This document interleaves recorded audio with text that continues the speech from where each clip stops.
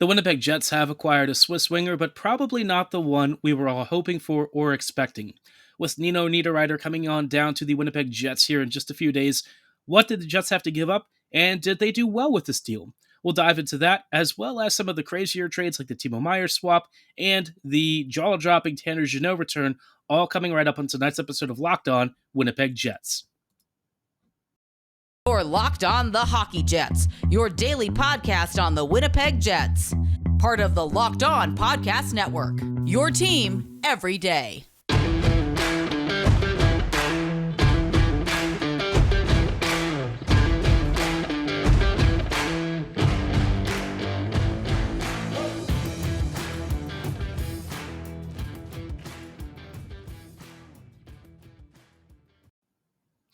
Hello, friends, and welcome to tonight's episode of Locked On Winnipeg Jets, part of the Locked On Podcast Network, your team every day. I'm your host, Harrison Lee, an avid Winnipeg Jets fan and an online blogger.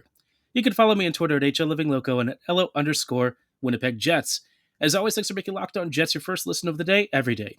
If you like what you're hearing, be sure to like, follow, and subscribe on your favorite podcasting platform of choice, including Apple, Spotify, Google, Megaphone, Odyssey, and YouTube. Doing so is completely free of charge and ensures you never miss another episode, but most of all, we just really love and appreciate your support. Now, like I said, the Jets acquired a winger over the weekend, not the Swiss winger we were hoping for. Timo Meier has instead gone to the New Jersey Devils, which we'll talk about later on this episode, and why that one kind of feels like a bit of a miss. But in the meantime, the Jets did acquire another player. This one kind of came out of left field, if I'm being honest. I don't know that anyone had Nino Niederreiter on Winnipeg's radar, but apparently Kevin Cheveldayoff did, and he got what I would say is probably a steal, especially looking at some of the trade deadline rental prices that we've seen for some of these players. Winnipeg made out like bandits.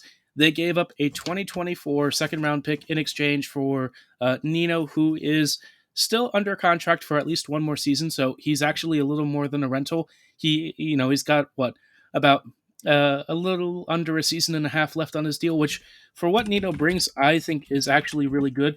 Nino was one of those players that I actually wanted to come to the Jets at one point. He's been a very underappreciated, underrated two-way attacker for much of his career, especially focused on kind of like attacking around the face-off circles and below the dots. A really fun player who I think has very smart offensive positioning. And when you look at his record over the past couple of years, he's like a bona fide, really good middle six player. He's crossed the 20-goal threshold twice in the last 3 seasons, and this year in 56 games, he's already up to 10 goals this year. 18 goals, that's correct. 28 total points, so he is on pace to have yet another 20-goal season. We'll probably get it with the Jets. And, what you're getting with Nino is a guy who can slide up and down your lineup pretty much at will. I'd personally like to see him maybe on the second line. I think for Winnipeg right now, they need to really find that balance, especially with Perfetti out and with Wheeler and some of the other guys kind of struggling to keep up. Where would I play him? Maybe with Connor and Dubois. I think Niederreiter would be a really nice finisher for Dubois to kind of work with. He's already got Kyle Connor on one flank, but adding another diverse striker on your right side could be a potentially, a bit of a godsend for that line, because Wheeler, unfortunately just really hasn't been the elite top 6 talent that we're really looking for, and the Jets certainly need to find some kind of tertiary scoring to supplement a bottom 6 that really hasn't been contributing offensively. So where would I rank this deal, or what rating would I give it? I would say objectively it's just good, no matter how you slice it. A second-round pick next year in a draft that isn't quite as deep as 23. I mean, for a player who's got term, it's an easy A+ for me. I think it's a fantastic trade. Now, I guess the flip side of this, right, is he doesn't solve every single problem with the Jets. One thing that I've said, Winnipeg still needs to acquire is like a top 6 talent, right? Winnipeg is mostly looking more at depth players or middle 6 attackers, which is fine. I think if you can maybe swap out players like Saku Maenalainen and Mason Appleton for James Van Riemsdyk's, Nino Niederreiter's, players of that caliber, I think you're going to be seeing at least somewhat improved results, but I still think at the end of the day, the Jets need some juice from somewhere, and that's why I'm kind of hopeful that this whole link to the Arizona Coyotes is what Winnipeg is really pursuing, because I think with Timo Meier basically saying he wasn't going to re-sign with the Jets, that kind of put a real damper on things. I think Meier still would have been a really intriguing rental because he's a little more than a rental, right? He's still got RFA rights.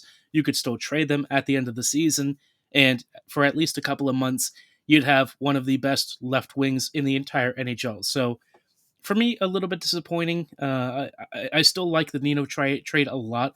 I think for what the Jets need and what they paid, they basically got stellar value at almost no real cost. If you told me that a second rounder would get you a player with cost control for at least one more season who can provide, anywhere from 35 to 45 points pending his production and shooting percentage, I'd have taken it no questions asked. That's really good, and I think Shoveldayoff made a really good gamble here. I guess the bigger question for me though is this it? I mean, it really can't be, right? As good as Nino Niederreiter is, he can't be the only acquisition for this team. And I guess, moreover, what is Winnipeg's direction at the trade deadline? Are they really going to be aggressive buyers, or are they probably going to do something like this where they add a couple of middle six players and sort of ride with the core that they have? If they go with that latter option, I think it would be really disappointing because this team genuinely needs like some kind of a jump start, a huge kick in the rear. You saw that game against the Islanders on Sunday. It was dreadful to watch. And I think the Jets all know that, unless help arrives sometime soon, Winnipeg is going to be looking on the outside in when it comes to the playoffs, even if they make it, right? You look at their performance so far and what they've done, especially over the last 2 months, and the Jets look more like they're poised for an early knockout if they don't miss the playoffs altogether. So a lot to mull over, a lot to be concerned about, but for the time being, Nino trade, great for the Jets. Of course, the Swiss winger that we all hoped for, Timo Meier, has gone to the New Jersey Devils. And I want to talk about that deal because I do think the Jets really should have pushed for this one a little bit harder than they did. Not that there's anything wrong with Niederreiter. In fact, I think that's a great acquisition, especially at the price that they paid. But looking at what the Devils got for Meier, really feels like the Jets probably could have had some sort of say in this and maybe even beaten the offer. We'll dive into that in just a moment, but before we go any further, I do want to shout out our friends and partners at Athletic Greens. Our next partner has a product that I use literally every day. I started taking AG1 because I wanted a boost for my immune system. Something to get me going in the day, start off my daily routines just right. And if you're wondering what AG1 is, it's just one delicious scoop mixed in a cup of water that helps you absorb 75 high-quality vitamins, minerals, whole food source superfoods, probiotics, and adaptogens. AG1 comes loaded with plenty of great nutrients, and it's very lifestyle-friendly, whether you're on keto, paleo, vegan, dairy-free, or gluten-free dietary restrictions. It contains no nasty chemicals, no weird GMOs, and it contains less than 1 gram of sugar while still tasting pretty darn good. And best of all, it costs you less than $3 a day, which is quite a bit cheaper than that cold brew habit you've probably been nursing for the past couple of months or years. Don't just take my word for it, though. Athletic Greens comes with over 7,000 five-star reviews. It's recommended by professional athletes, trainers, and fitness enthusiasts just like you. And as always, it's really simple. It's just a daily micro habit that really makes life a lot simpler and a lot easier at a price that you will love. Right now, it's time to reclaim your health and arm your immune system with convenient daily nutrition. It's just one scoop in a cup of water every day. That's it. No need for a million different pills and supplements to look out for your health. To make it easy, Athletic Greens is going to give you a free 1-year supply of immune-supporting vitamin D and 5 free travel packs with your first purchase. All you got to do is visit athleticgreens.com/NHL Network. Again, that is athleticgreens.com/NHL Network to take ownership over your health and pick up the ultimate daily nutritional insurance.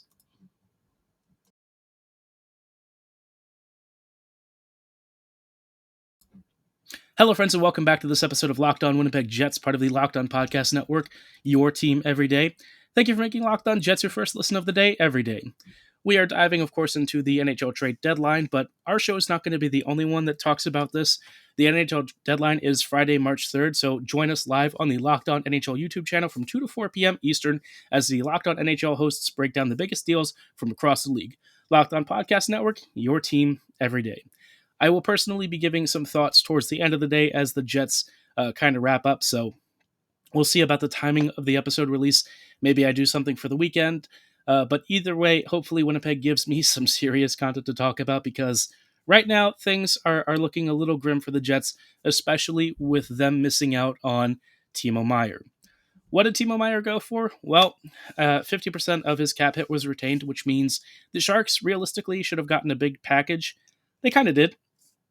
New Jersey exchanged a 2023 first round pick, a 2024 first round pick, Shahir Mohammadulin, and Andreas Janssen for this package. And I think there were a couple of other prospects included. This was overall a pretty decent package. I think one of those picks for, I think the 2024 pick or something was conditional, or maybe that's actually a conditional 2023 pick.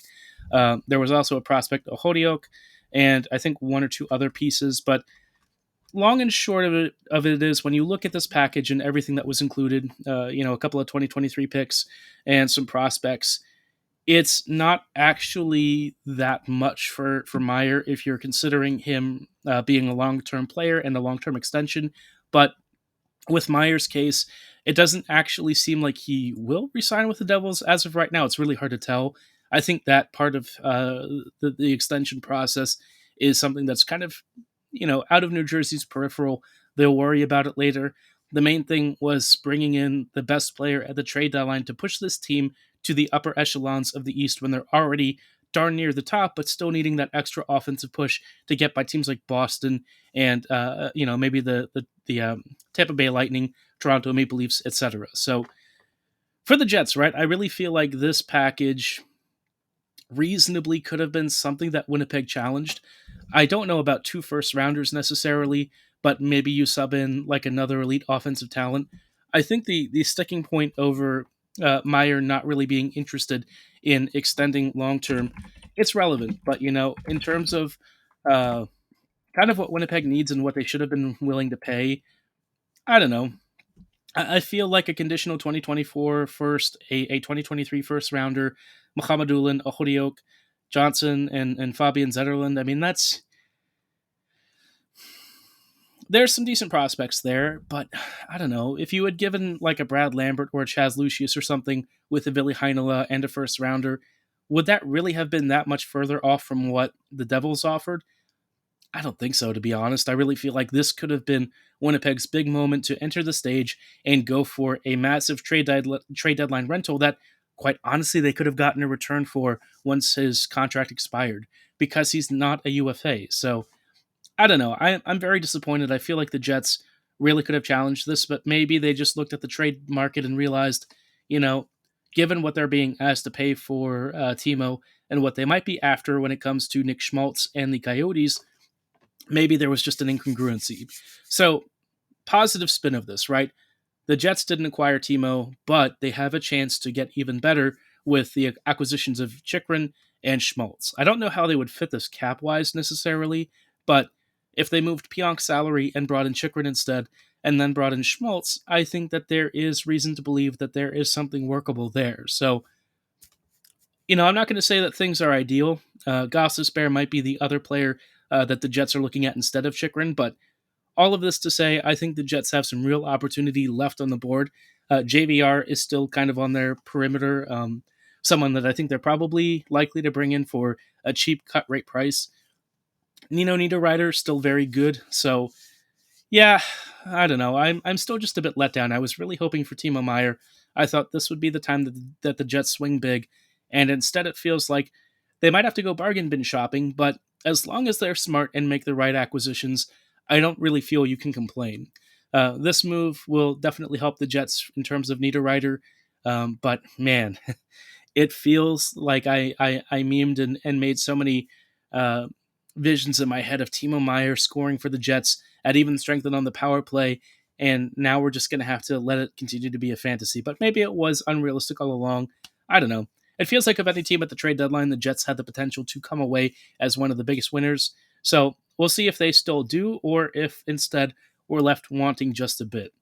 Now, I will say, on the positive side, at least the Jets did not trade for Tanner Jeannot, especially with what the Tampa Bay Lightning just sent in exchange for a guy who, quite honestly, is more of like a third or a fourth liner. We'll dive into this trade and, how Winnipeg really responds over the next couple of days in just a moment. Before we go any further, though, I do want to shout out our friends and partners at Built, one of my personal favorite products. If you've heard me talk about Built Bar before, you know that I'm a big fan because it's the only protein bar that tastes more like a candy bar, with a 100% chocolate exterior and a soft, chewy interior. There's a lot of protein bars out there, and most of them are dry and tough and not very tasty. Built bars are great because they've got tons of flavor choices like churro, peanut butter brownie, coconut almond. One of my favorites, raspberry dark chocolate. Very simple, very classic, but they execute it super well. And for as good as it tastes, you'll be happy to know that it's actually even better for you.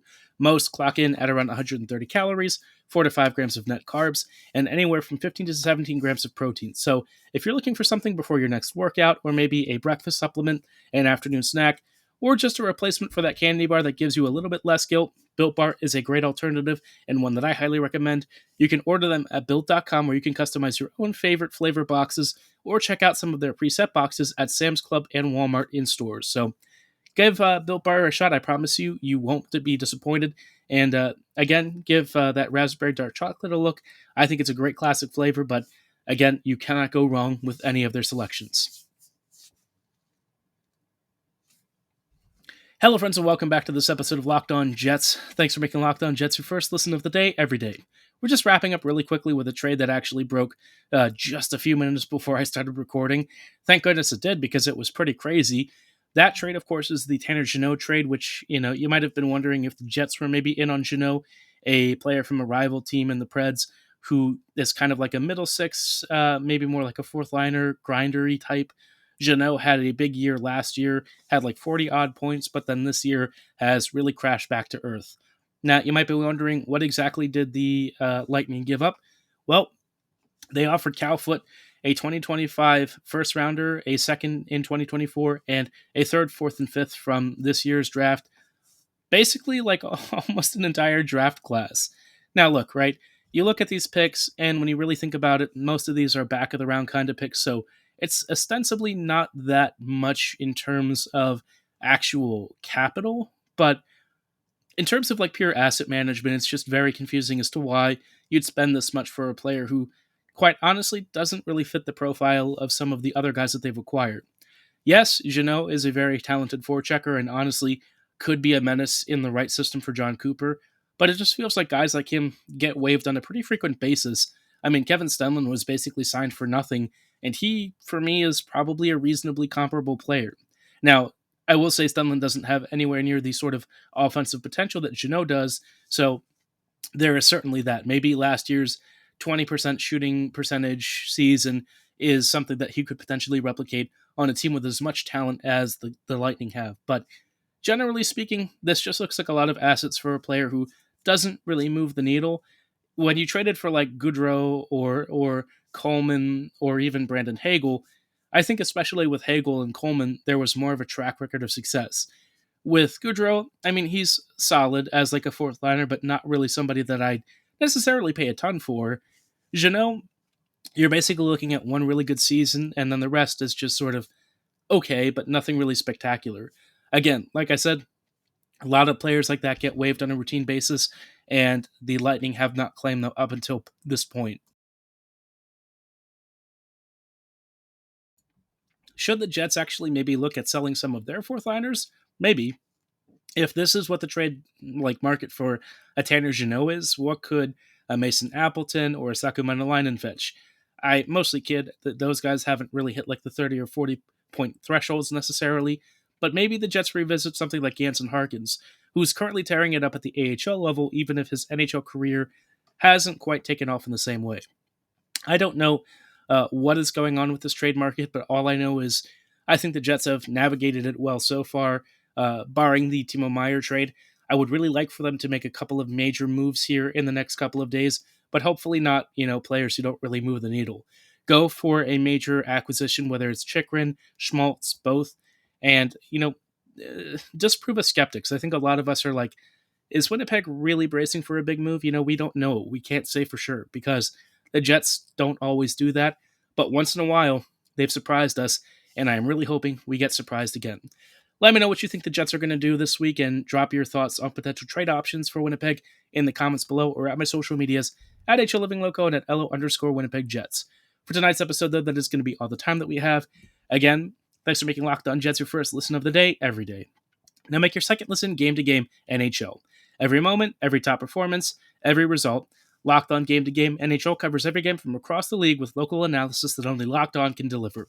Follow Game to Game on Locked On NHL, available on the Odyssey app, YouTube, and wherever you get your favorite podcasts. As always, thanks for listening. Have a great night, and go Jets go.